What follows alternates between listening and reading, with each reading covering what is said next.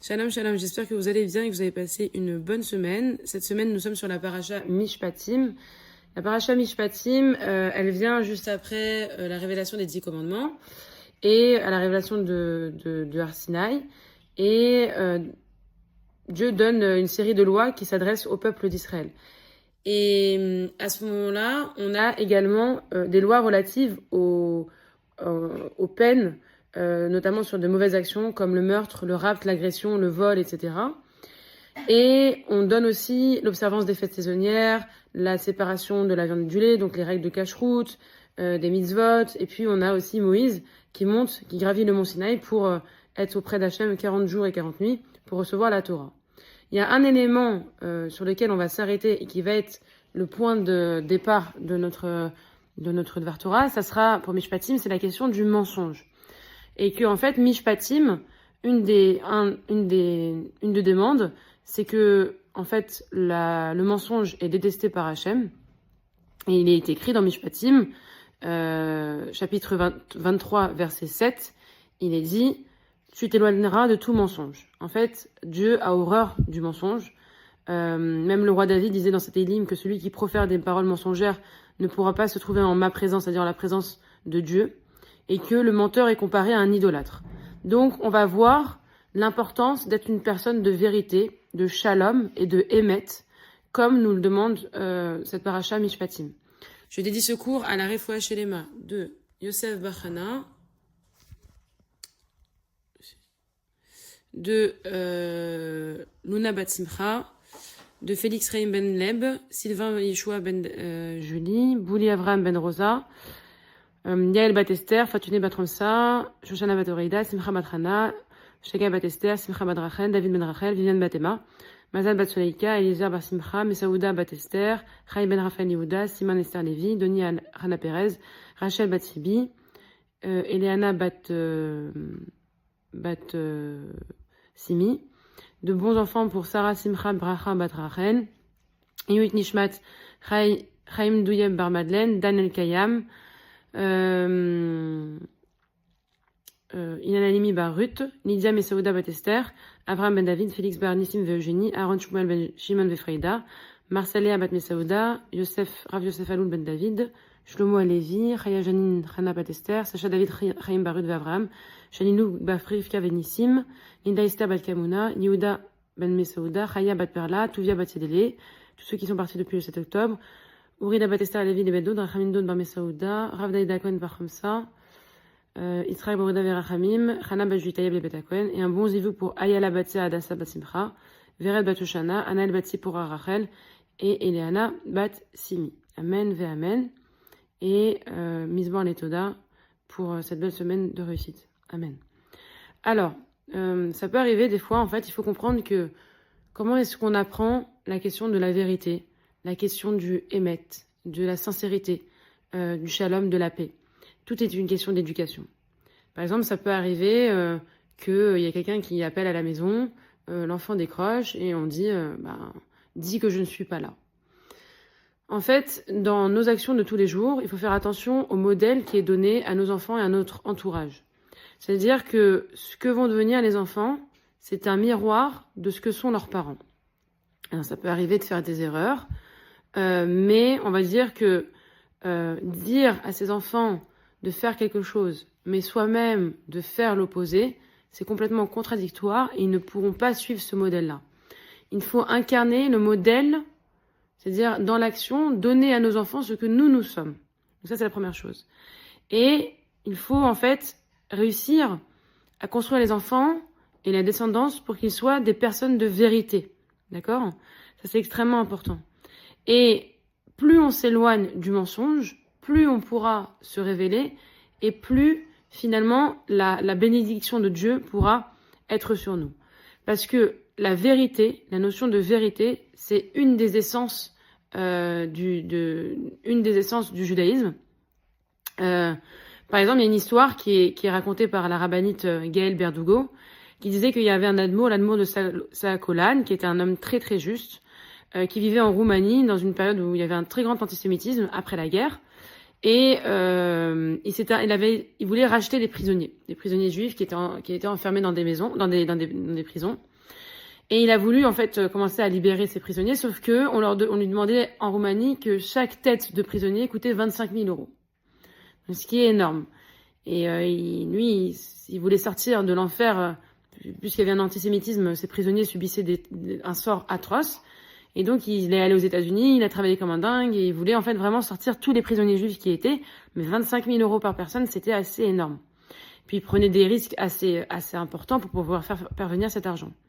Et un jour, il a appris une nouvelle qui l'a fait tomber malade, c'est que l'envoyé l'avait trahi et avait pris tout l'argent pour lui et n'avait jamais donné suite. Et donc, lui, c'est pas l'argent qui l'avait retenu, c'est qu'il s'est dit, mais le prisonnier qui devait être libéré ne sera pas libéré, et donc, de par ma faute, j'ai fait confiance, et ce prisonnier va continuer, malheureusement, à souffrir, et ça va être de pire en pire, etc., etc. Du coup, il s'est retrouvé dans un lit d'hôpital parce qu'il en est tombé malade, de pas avoir réussi cette promesse. Et un jour, il s'est levé et il n'arrivait pas à dormir. Et son fils lui dit, mais papa, pourquoi tu ne vas pas dormir? Et il lui dit, je suis incapable de dire la prière, parce que lorsque je commence à ouvrir ma bouche, je dis, je pardonne à tout celui qui m'a mis en colère ou qui a fauté contre moi. Mais dans mon cœur, je n'arrive pas à lui pardonner. Donc c'est du mensonge. Or, il est interdit de mentir. Donc, en fait, ce qu'il a fait, c'est qu'il est resté debout toute la nuit. Il a répété sans cesse, je pardonne, je pardonne, je pardonne, jusqu'à que ce pardon soit réel, soit vraiment ressenti dans son cœur, de pardonner à la personne qui malheureusement l'avait trahi et avait empêché ce prisonnier de sortir. C'est-à-dire que dans la vie, on peut dire oui, je suis passé à autre chose, oui, j'ai pardonné, non, ça me fait rien dans le cœur, et qu'au final, ça continue à nous ronger. Il faut être aussi vrai et émettre envers soi-même. On peut pas être vrai et émettre envers quelqu'un d'autre si on ne l'est pas envers soi-même. Et des fois, il faut aussi passer par une introspection personnelle pour effacer toute rancune de son cœur et vraiment se libérer du mensonge. Parce que, en fait, le mensonge, c'est pas juste le mensonge qu'on va faire envers quelqu'un d'autre, c'est aussi le mensonge qu'on peut avoir envers soi-même. De savoir qui on est, quelle essence on est, où est-ce qu'on veut aller, comment on veut se comporter. Et il faut faire attention à ne pas porter des masques. C'est-à-dire qu'on doit être toujours ce qu'on est. Toujours. Et ne pas avoir honte de ce qu'on est. Et c'est exactement ce que le bon Dieu attend de nous. C'est-à-dire qu'il attend qu'on ne le serve pas de manière superficielle, mais de manière sincère. Le roi David, dans son livre de Télim, à un moment donné, il dit, à Kadosh Baruch Hu, donc Éternel, qui séjournera sous ta tente, qui habitera sur ta montagne sainte? Celui qui marche, celui qui est intègre, qui pratique la justice et qui dit la vérité de tout son cœur. Une des essences dans le judaïsme du juif, c'est de reconnaître la vérité. Le juif se dit Yehudi. Et dans Yehudi, on a comme racine les hodot, c'est-à-dire reconnaître. En effet, Yehuda, après l'acte qu'il a commis avec Tamar, sa bru, il a reconnu cette vérité, c'est elle qui a raison. C'est-à-dire que même si cela représentait pour lui une honte, un rabaissement, ce qui était important par rapport à son rang si élevé de roi, c'est pas tant de sauver la mise, c'est de dire la vérité.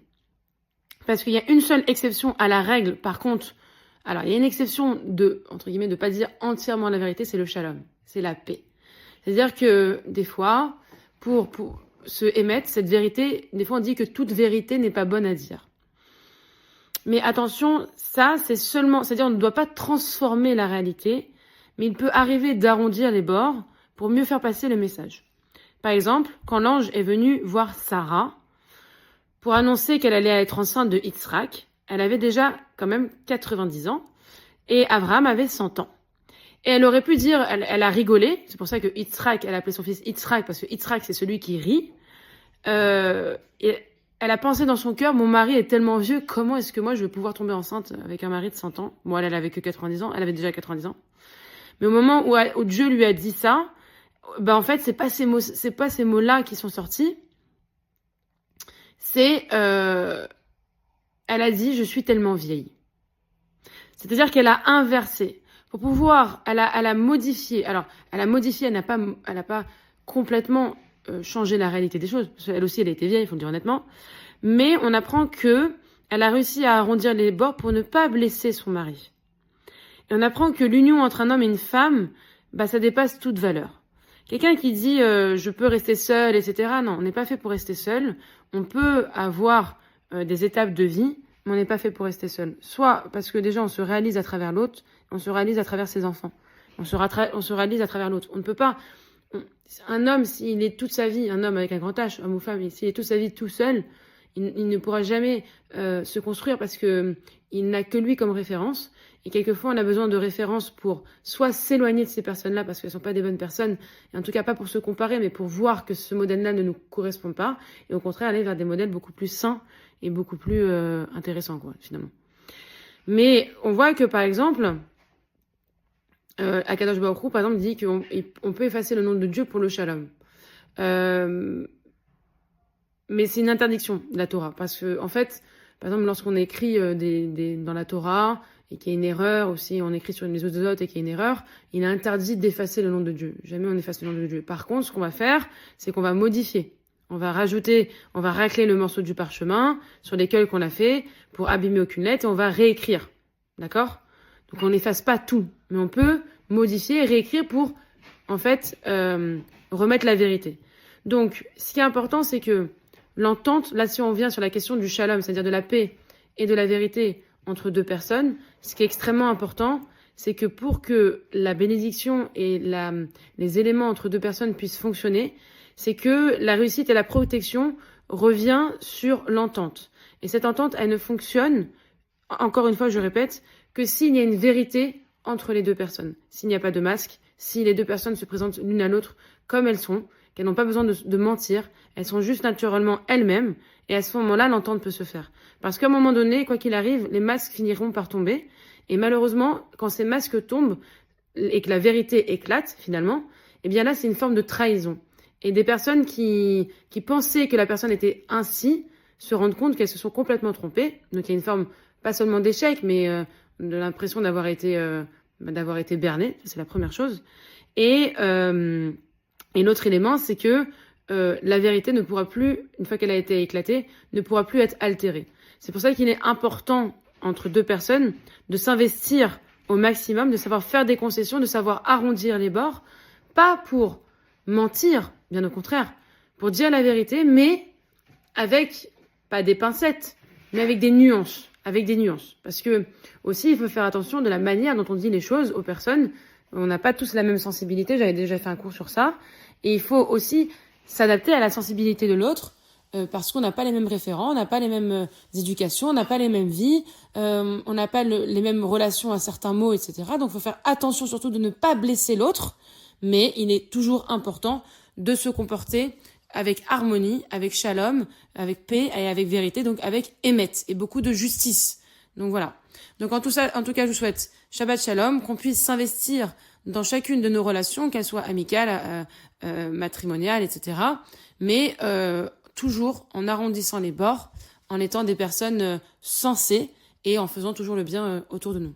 Shabbat Shalom, que des bonnes choses.